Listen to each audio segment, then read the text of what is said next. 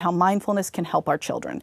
And as I'm talking about these benefits, I hope you'll hear that they apply to adults as well. So the first benefit that I have seen and that the literature reports and other people I've talked to talk about is that mindfulness can help reduce stress. And none of us want to think about our school-age children being stressed out, but the reality is it happens.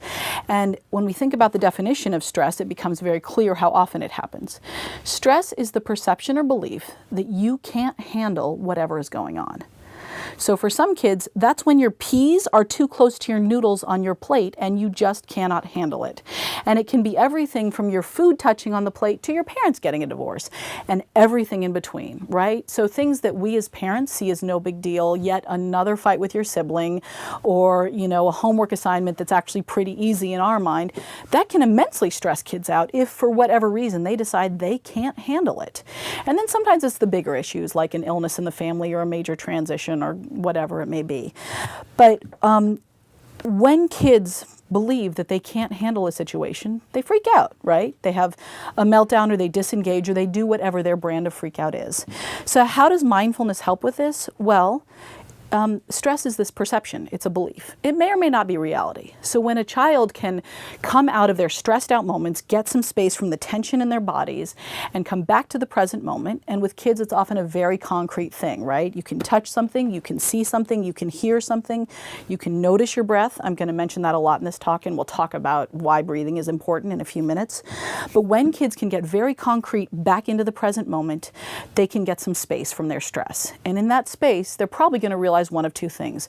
One, either it's not that bad and they can handle it and then the stress goes down, or it is that bad and they need to go get an adult to help them. That's where we want kids to end up.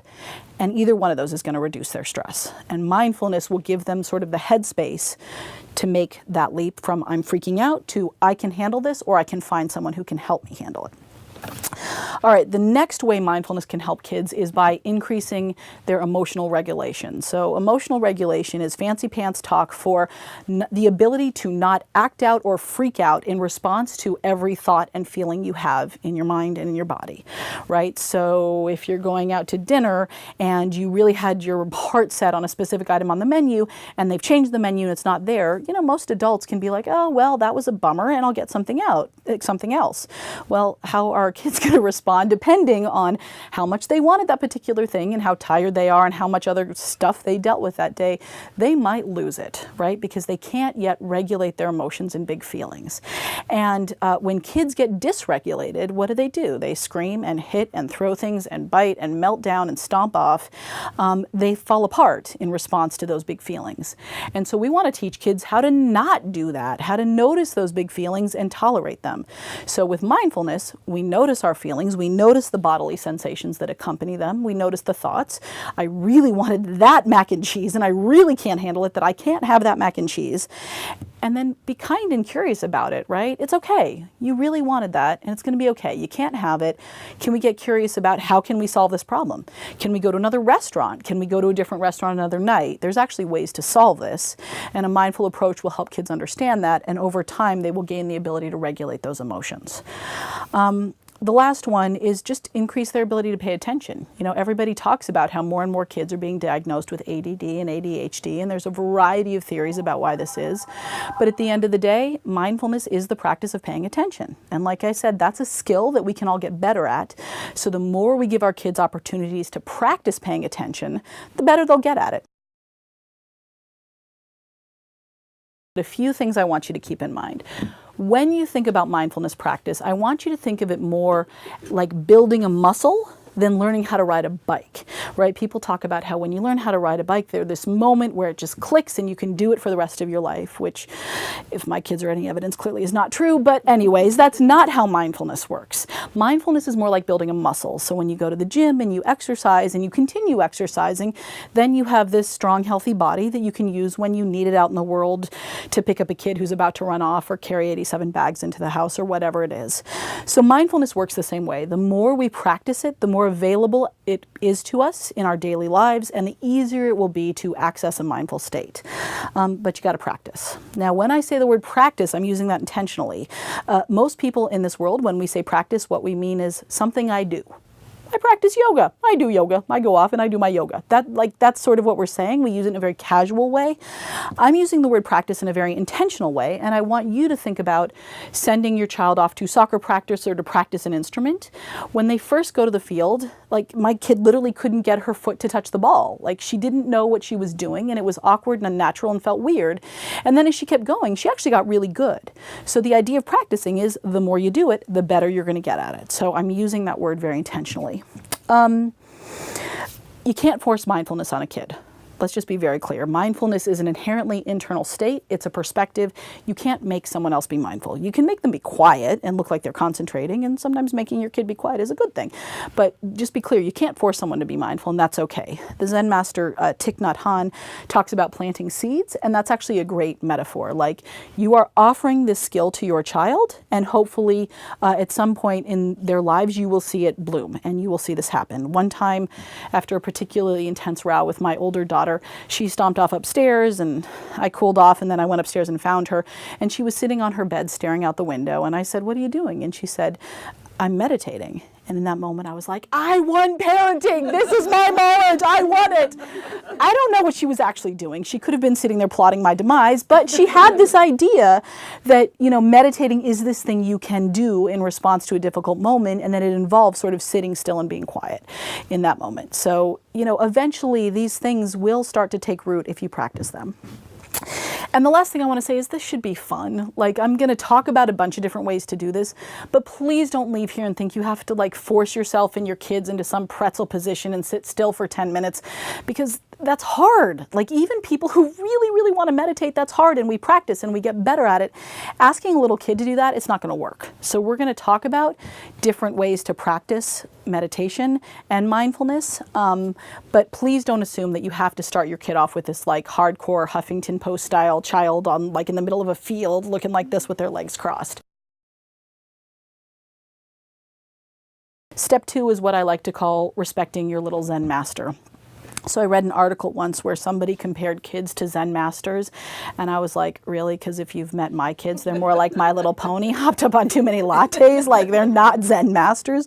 But then I started learning about what a Zen master is and what they do. So not only are they, incredibly mindful individuals who practice mindfulness on a regular basis, but if I'm not mistaken, part of their job is to intentionally sort of provoke and irritate their students, because they're giving their students more and more opportunities to practice being mindful. And I was like, oh, that's exactly what my kids do to me all the time. But the point is that they can actually be incredibly mindful, right? I notice them getting totally immersed in the moment, in their own experience.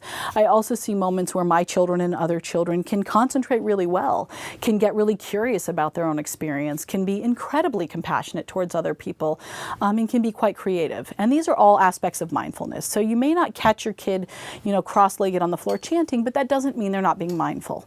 So another important step in supporting their mindfulness practice is noticing when they're doing it and not getting in the way. And what do I mean getting in the way? Don't go over and offer suggestions. Don't go over and get involved in their play to make it better. And I certainly have that urge sometimes. I see my kids building something with Legos and I'm like, ooh, it'd be so great if we put a swimming pool over. And then I'm like, oh, just step away. Leave them alone, because they're in that space. So if you're not sure how to tell your child is being mindful or not, here are a few clues you can look for. Number 1, are they concentrating? If they're doing just one thing and paying attention to it, that's great. They're paying attention. They're noticing and they're keeping their awareness focused on it, leave them alone. Caveat to that, screen time is not mindfulness time. It's just not. Your kid may be paying attention, but the reality is their attention is being dragged around by whatever is on the screen. Now, I'm not saying screen time is bad. That's a choice every family gets to make. Just don't confuse it for mindfulness time. So, is your kid concentrating? That's a good clue. Is your kid being creative? So, and that may be creative with a craft project or an activity.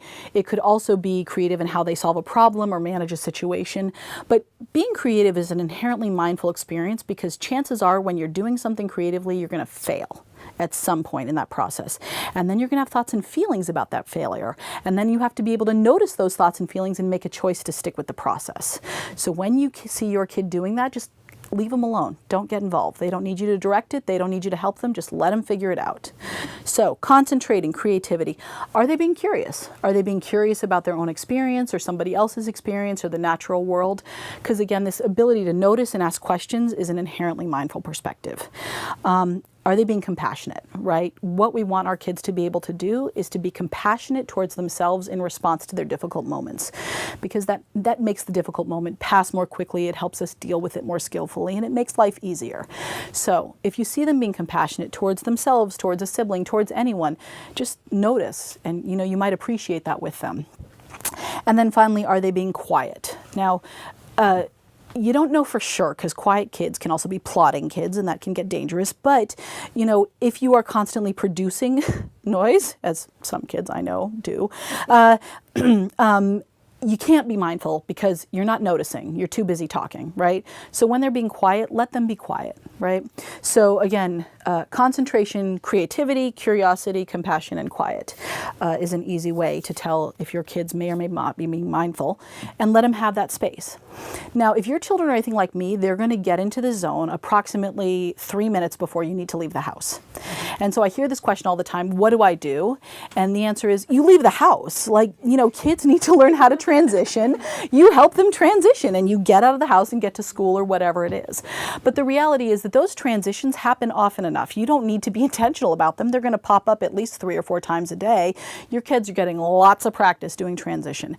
However, they may not be getting enough practice having these moments of self-directed play or self-directed messing around in the mud or whatever it is, because many of our lives aren't built for that, right? Our kids are in school all day long, where their attention is often dragged around by a teacher or whatever's happening.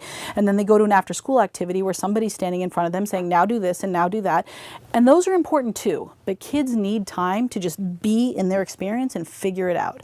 And so one of the things I do talk about in the book is how to create space and time for kids to do that, because they need that practice.